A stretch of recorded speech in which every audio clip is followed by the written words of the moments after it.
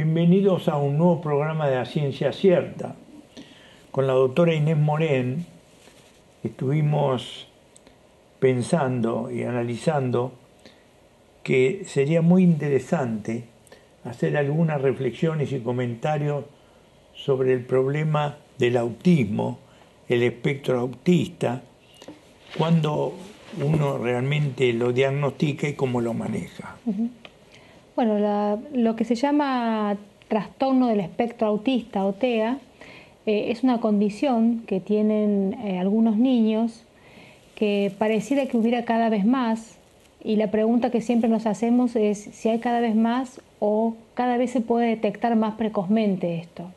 Esto consiste en una serie de trastornos en los cuales el niño básicamente tiene una dificultad para el encuentro social, para la mirada ojo a ojo con la madre, tiene que ver con una dificultad para la sociabilización con sus pares, para la incorporación de algunos hábitos o el cumplimiento de lo que es el estándar en la adquisición de habilidades respecto de, por ejemplo, comer, independizarse, la marcha y algunas otras situaciones de la vida diaria, en las cuales generalmente son la mamá o el papá los que lo detectan precozmente y son los que suelen consultar. A veces incluso en la vida diaria son los papás los que llevan la inquietud al pediatra, y es el pediatra el que observa, que obviamente está poco tiempo con el niño, que es el momento de la consulta, y puede orientar a esa familia a hacer un diagnóstico y en base a ese diagnóstico poder brindarle lo más precozmente posible a ese niño todas las medidas de soporte y de sostén, que son muchas y variadas, para que pueda incorporarse al grupo de su edad y poder hacer la vida diaria y las actividades correspondientes no solamente a la escolarización, sino a tener amigos, a participar de grupos sociales y a poder interactuar incluso con su propia familia y sus hermanos. Sí. A mí hay dos o tres cosas que siempre me preocuparon en relación a esta enfermedad. Primero es que cuando se hace el diagnóstico se busca alguna causa. Y una de las causas que se le imputaron al problema del autismo es el de las vacunas. Nunca me voy a olvidar una mujer que decía que a su chico le ocurrió el problema del autismo porque lo había vacunado contra el sarampión. Y hubo un médico inglés que inclusive sacó un artículo muy importante en una revista médica trascendente como Lancet, señalando el problema del autismo en relación a la vacunación. Falsamente, mintió. Mintió diciendo de que el problema de las vacunas era de sarampión, era que daba autismo. Fue una mentira, una estafa ese trabajo. Tanto es así que le sacaron el diploma y no puede ejercer más su profesión de médico. La otra situación que me parece importante por lo que uno ha visto en personas como médico y como amigos de personas donde existe el problema, es que a través de todos los estudios no se ha podido determinar la causa, se cree que es genética. Pero cuando se hace el diagnóstico, una de las situaciones que me parece más importantes es que lo vea un muy buen neurólogo, especialista en autismo, porque él es el que le va a hacer un programa que algunas veces requiere una ocupación prácticamente total, diaria, para que el chico pueda, dentro de sus posibilidades, desarrollarse lo mejor posible. Sin duda, primero el abordaje del diagnóstico es muy importante, el abordaje multi e interdisciplinario, esto implica la participación de terapistas ocupacionales, de kinesiólogos, de psicólogos, de actividades escolares que estén adaptadas para estos chicos. Sin duda todo eso beneficia no solamente al paciente, sino a la familia que encuentra un espacio de contención para el tratamiento de ellos. Sí, yo nunca me voy a olvidar un amigo peruano, médico, que conocí en Miami, estuve con él mucho tiempo y estuve viendo la evolución que tuvo el chico, que yo lo vi a los 7, 8 años y después lo vi a los 12, 13 años, y a los 12, 13 años era un chico que prácticamente iba al colegio y compartía prácticamente las mismas actividades que los chicos de su edad, pero se había trabajado un montón en el chico que lo llevó a prácticamente estar en relación a chicos prácticamente de su edad y con su capacidad. El otro tema que me parece importante aprovechar esta circunstancia para comentar es el problema que tenemos con el sarampión. Tú sabes que en la Argentina hacía 18 años que no teníamos sarampión. El 2000. Y aparecieron ya más de 50 casos de sarampión, lo cual ha llevado a intensificar la vacunación a más corta edad, desde los 6 meses, y después a revacunar a las personas. Y yo he visto personas que viajan al exterior, porque hay más de 90.000 casos de sarampión en Estados Unidos y hay muchísimos casos de sarampión en Europa. Y tenemos que tener presente que cuando uno tiene sarampión es un cuadro febril, con erupción, con mucho catarro, pero 1 de cada 1000 hace problemas neurológicos, hace encefalitis. Y entonces realmente nosotros tenemos que tratar que la gente que viaje se vacune. Y hay una recomendación muy simple, es que los otros días, por ejemplo, me vino una mamá con una niña de 16 años que tiene un problema que no puede recibir fácilmente las vacunas vivas atenuadas. Me dijo, ¿lo vacuno o no lo vacuno? Digo, vamos a ver la serología. Le hicimos los estudios serológicos y dieron que no tenía anticuerpos contra el sarampión, pero por su problema, tenía una epilepsia, no la vacunamos. Pero lo que sí le dijimos que en caso de que estuviera muy cerca de algún grupo de personas con sarampión se vacunara. Y muchas personas que viajan al exterior pueden hoy hacerse el test y recibir el conocimiento de que si tienen o no anticuerpos. Y si no tienen anticuerpos, se pueden dar una vacuna de la triple viral.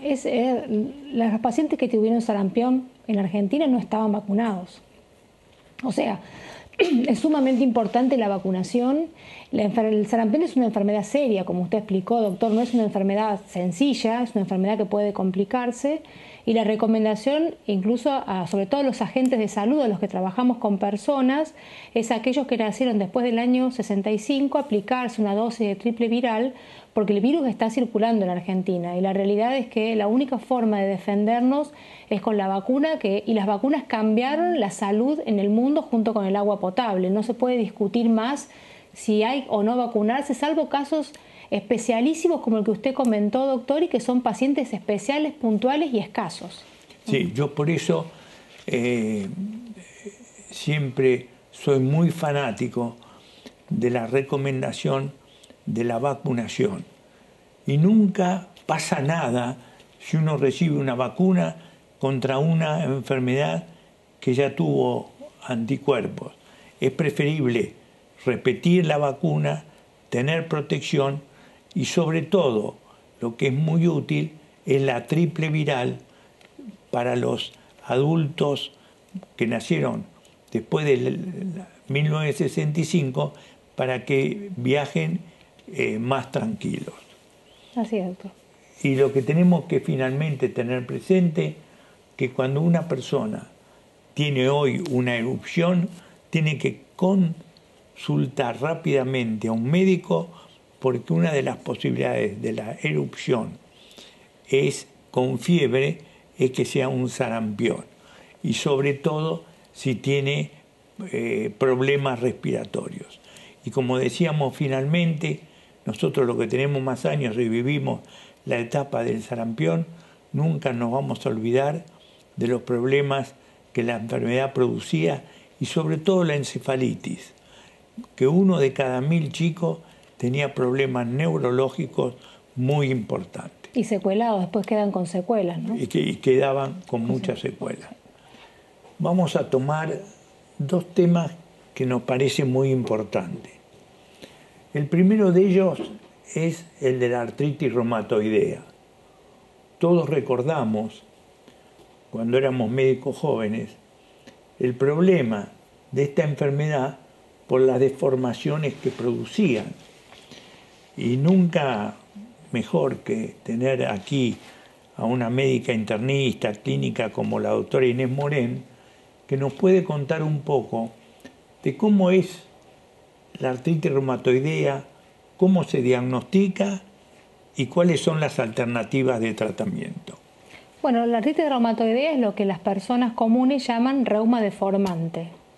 Es una condición, una enfermedad autoinmune en la cual hay sustancias de nuestro propio organismo que actúan en contra de los cartílagos de las articulaciones, de algunas articulaciones en particular, como por ejemplo las manos, la columna cervical, las caderas, en las cuales se genera una reacción inflamatoria tal en las articulaciones que hay mucho dolor. Generalmente es un dolor que aparece por la mañana, con una rigidez articular, con una limitación. Algunos pacientes no lo tienen en todas las articulaciones, sino que lo tienen en algunas, otros lo tienen en todas las articulaciones y tiene 2 picos de edad. Está la artritis reumatoide juvenil, que se da generalmente después de la primera infancia hasta los adolescentes, y después otro pico a partir de los 40 años, en los cuales muchas veces estas personas cuando consultan, que es más frecuente en las mujeres, se piensa que tienen alguna cuestión funcional, que el dolor es irrelevante, que no es para tanto, y en realidad cuando los médicos empezamos a escuchar este relato, podemos pedir algunos estudios. ¿Por qué digo pedir estudios? Porque habitualmente, como la artritis reumatoide ahora no se ve como la veíamos nosotros hace 30 años en el hospital, cuando llegaban los pacientes con los casos muy avanzados, con las manos deformadas o con fracturas, por ejemplo, de una vértebra cervical, ahora vemos precozmente la consulta en la mayoría de los casos. Y pedimos una serie de anticuerpos en sangre, que es un análisis de sangre, cuyo valor, al dar positivo junto con otros valores como por ejemplo la eritrosedimentación elevada, la proteína C reactiva, que es un reactante de fase aguda elevada, uno puede conformar un diagnóstico. En base a eso podemos plantear cómo tratamos a estos pacientes. En relación al tratamiento, nosotros hemos vivido etapas de que era muy común usar los corticoides.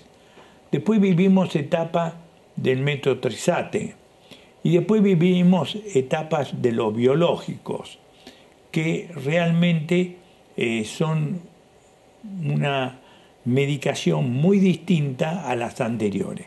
¿Qué nos podés decir de esta evolución de los tratamientos? La evolución de los tratamientos tiene que ver con la evolución de la medicina. O sea, si uno toma un libro de 30 años atrás, solamente había, o 40 años, un corticoide y después empezó el metotrexate. Todavía vemos pacientes con corticoides y a veces con síntomas de sobreuso de corticoides. ¿Por qué es eso? Porque las personas con dolor van a las guardias. Cuando van a las guardias lo puede ver un médico que no interpreta el caso o lo interpreta en ese momento, le da un corticoide inyectable. Por supuesto que cuando esa persona, no lo hemos visto muchas veces, doctor, en la consulta, esa persona se pone un corticoide, está 30 días perfecto. ¿Por qué? ¿Qué hace el corticoide? Disminuye la inflamación de las articulaciones. Entonces hemos tenido pacientes que me dicen, yo me pongo uno por mes y con eso ando muy bien. Lo que pasa es que el corticoide uno cobra un precio muy grande en el hueso, en el corazón, en la piel, en todos los órganos. ¿El metotrexate qué es? Es un medicamento que se toma por boca o se puede poner subcutáneo en algunos casos muy particulares, en los cuales ese metotrexato modifica esa reacción inflamatoria. La realidad es que la mayoría de los pacientes, cuando uno los detecta y lo trata, andan muy bien con el metotrexate. La verdad es que andan muy bien, tienen muy buena respuesta antiinflamatoria, no tienen dolor, pueden hacer vida normal y la enfermedad no progresa. Ahora bien, hay determinadas circunstancias en las cuales la cantidad de anticuerpos o la enfermedad por el tiempo de evolución que lleva o por otras características propias de la enfermedad que requieren un medicamento superior, que es, por ejemplo, un agente biológico. ¿Qué es un agente biológico? Es un medicamento que tiene, podríamos decirlo así, vida, no son medicamentos inertes, sino que interactúan con toda la cadena inflamatoria que genera el dolor y lo modifican. Pero tiene la importancia que modifican tanto eso que pueden detener el avance de la enfermedad. Entonces son medicamentos muy importantes y de hecho, cuando a veces se detectan artritis reumatoide juveniles en los niños, a veces son el medicamento de primera elección. Digo a veces porque no siempre es, porque son modificadoras del curso de la enfermedad. De ninguna manera un agente biológico es el primer tratamiento para una persona que tiene un diagnóstico reciente y que no tiene más allá que el diagnóstico y el dolor. Digamos, hay escuelas que dicen damos un biológico, pero la realidad es que en Argentina la escuela que más seguimos todos es usamos un metotrexate y ese paciente, cuando agotamos el metotrexate o la dosis máxima, recién pasamos a un agente biológico. Lo que es interesante en relación al uso de lo biológico, que muchas veces nosotros, como infectólogos, recibimos pacientes de los reumatólogos que nos dicen que por favor lo evaluemos para ver si han tenido o tienen alguna infección, sobre todo la tuberculosis, porque cuando le dan los biológicos se puede reactivar algunas de estas infecciones, especialmente la tuberculosis. Claro, porque lo que hace el biológico cuando me modifica mi inmunidad para que no tenga la inflamación, modifica toda la inmunidad. Entonces, las infecciones latentes como la tuberculosis, si no la detectamos o no le damos a veces profilaxis con algún medicamento para que no se reactiven, puede reactivar una tuberculosis. Pero la realidad es cuando uno hace como médico bien las cosas, hace bien las consultas, una placa de tórax, una PPD, puede estar tranquilo cuando usa este medicamento. Y son medicamentos de control por un médico reumatólogo experto. No cualquier médico puede manejar un biológico. Y lo que tenemos que tener presente, que muchos pacientes que se hacen el estudio y tienen una radiografía normal y una PPD positiva, muchas veces la PPD positiva puede haber sido por la BCG que han recibido. Claro. Es decir, que hay que hacer una buena evaluación para no privarlos de la posibilidad de que utilicen los biológicos. Y una aclaración muy importante para quien usa biológicos o metotrexate. Eso, cuando nos cambia la inmunidad, también nos defendemos menos ante los agresores como los virus y las bacterias. No puede haber una persona con artritis reumatoide o una enfermedad inmunológica que reciba metotrexate, corticoides por algún motivo o biológico que no esté vacunado para gripe y para neumonía, digamos. O sea, es un requisito fundamental que la persona esté vacunada antes de estar inmunosuprimida para que pueda tener anticuerpos para estas enfermedades. Sí. Cambiando de tema, tú sabes, Inés, que el 12 de noviembre de todos los años es el día de la lucha contra el neumococo, contra la neumonía producida por neumococo. Y realmente hicimos una serie de actividades porque lo que tenemos presente es que el neumococo es una bacteria que produce, sobre todo por los estudios que hicimos en Roca, en Uruguay y en Paraguay, un 2% de las personas mayores de 65 años tienen infección respiratoria por neumococo. Y entonces, lo que se destaca mucho, y los otros días hubo un meeting de gente de toda Latinoamérica en relación a este hecho, es seguir con los esquemas de vacunación. Y en relación a los esquemas de vacunación, lo clásico es la utilización de la vacuna de polisacárido, pero con la aparición de la Prevenar 13, muchas veces se prefiere dar Prevenar 13 y después de 2 meses al año dar una dosis de vacuna de polisacárido. Exactamente, la que se llama 23 habitualmente. Sí, y en los mayores de 65 años es importante que se vacunen.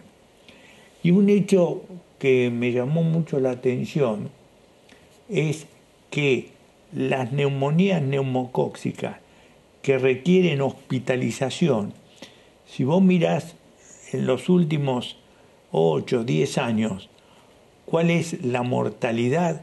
La mortalidad sigue siendo del 10 al 14%. Es muy alta. Es muy alta. Y al año 36%. Quiere decir entonces que es muy, pero muy importante, primero, que estemos vacunados. Y segundo, cuando uno tiene un paciente con neumonía, pensar de hacerle un muy buen tratamiento que pueda controlarlo y hacerle un seguimiento.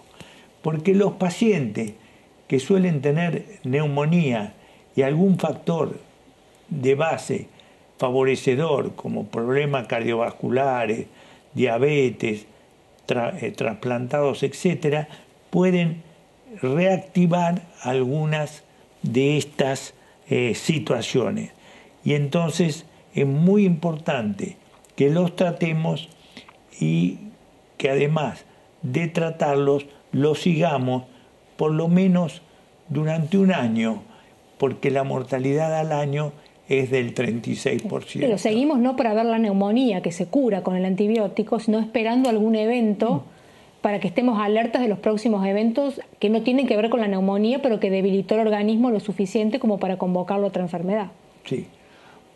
Para terminar este bloque, tú que hablabas de artritis reumatoidea, me surgió el tema de la polimialgia reumática, que algunas veces nos resulta muy importante determinar cuáles son los síntomas que a uno lo llevan al diagnóstico de la polimialgia reumática y cómo tratarlo. La polimialgia es distinta de la artritis en el sentido que hace doler dos partes del organismo, que son los hombros o las caderas o en simultáneo.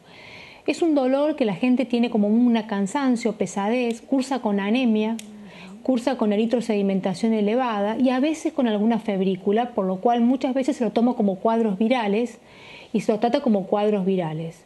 Y cuando hacemos el diagnóstico clínico, que prácticamente con algún acompañante del laboratorio y a ese paciente le diagnosticamos, dándole corticoides, y en este caso sí se trata con corticoides, el paciente cambia su estatus y mejora. Y es muy común después de los 65 años. Pero puede ser la punta de un iceberg o enmascarar una enfermedad oncológica de base que hay que estudiarlos muy bien estos pacientes antes de estar seguros que es una polimialgia pura.